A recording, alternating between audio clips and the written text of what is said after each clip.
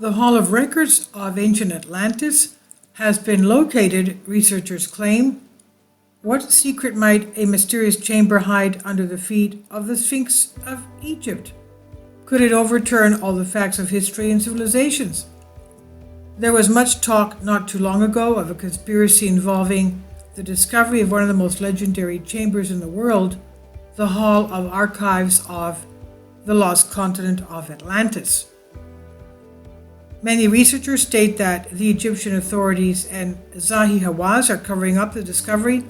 Rumors circulating around the world lately are that this room has been located. The Egyptian federal government, along with the recently retired Zahi Hawass, who ran the Egyptian Antiquities Department, have strongly denied these statements, stating categorically that no such building or chamber exists and that nothing has been discovered. However, several scientists and even some archaeologists express confidence that the chamber has indeed been found, but is being kept quiet due to its secret to us content. Now, according to the legend of the famous Edgar Cayce, known as the Sleeping Prophet, the Hall of Records consists of 3 chambers which are scattered in 3 parts of the world. These chambers contain the lost history of the sunken continent of Atlantis, along with the lost history of the human race. One of the 3 chambers is in Egypt, under the foot of the Sphinx, and the second somewhere in the Yucatan Peninsula, and the third, of course, is in the seabed with Atlantis itself. Each chamber is supposed to contain the heritage of the fabled continent, along with a great deal of detail on many subjects concerning its inhabitants and culture. According to Cayce, there were small groups of survivors who managed to escape the disaster. These were the Atlanteans who introduced civilization to Egypt, Mexico alike. Also, Cayce claimed that all this information should be housed in these halls of records. Has the halls of records been located? Is there evidence of the awesome discovery in Egypt? The first piece of evidence is said to have been found 20 years ago by a special penetrating ground scanner which recorded a strange anomaly under one of the Sphinx's legs. The scan revealed a small chamber, exactly where Edgar Cayce had predicted the room of records was to be found. The second piece of evidence, perhaps the most important, is a network of caves and tunnels that run throughout the Giza plateau. When these were first discovered, both Egyptian government and Zahi Hawass denied their existence. The caves reach up to and under at least 2 of the 3 great pyramids on the Giza plateau, but also very close to the Sphinx to its right. The Hall of Records is located about 5 feet, about a meter and a half behind the rock that separates the end of the cave chamber from the entrance to the legendary hall. According to some sources, archaeologists managed to drill and clean the 5-foot space of the rock and thus gain access to these lost secrets. However, other sources state that once the archaeologists realized that what they had discovered, they sealed the chamber and cave, thus hiding perhaps the greatest discovery of all time. Why would they do that? Even if they did manage to see and touch the treasures of Atlantis' lost knowledge, were they able to read them? Did they need time to decipher them? Is it possible that they also discovered technology that surpasses even our current imagination? Now, before I continue the article, I just want to remind you, I do have the playlist of the Emerald Tablets written by Thoth the Atlantean. I've read them all for you. It's if you like that topic, it's very good that you should listen to them.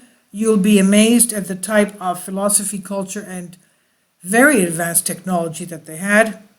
They had flight, they had interstellar travel, they even had interdimensional travel, and Thoth the Atlantean claims that it was just a matter of time before divine intervention would put an end to Atlantis because they were misusing their knowledge.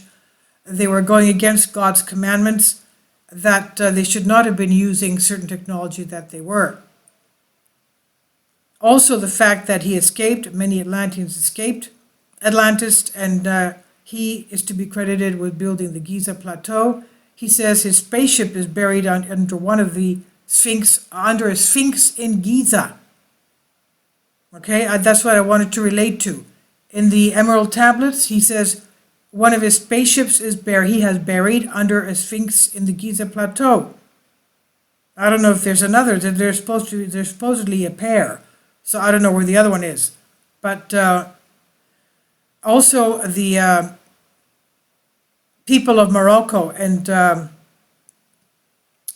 Northern Africa have a legend that one of the Tuareg people of the area there have a legend that one of the Atlantean princesses escaped the destruction and came to their area, taught them philosophy, culture, technology.